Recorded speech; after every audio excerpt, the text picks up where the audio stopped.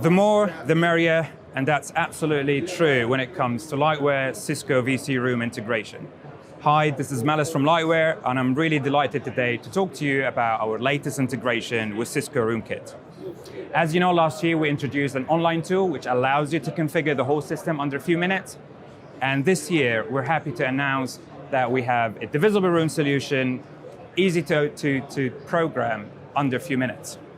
As you can see behind me, we have two independent rooms. Each one has its own VC room kit, its own laptop sources, lighting control, divided by a partition.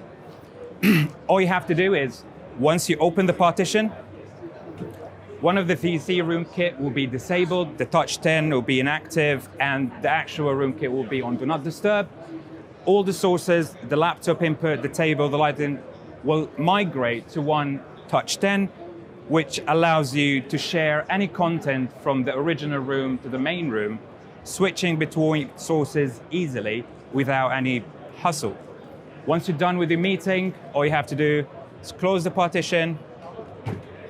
Both rooms will go back to normal to operate independently. Thank you for watching, and if you'd like to know more about this integration, please visit our website, lightware.com. Thank you.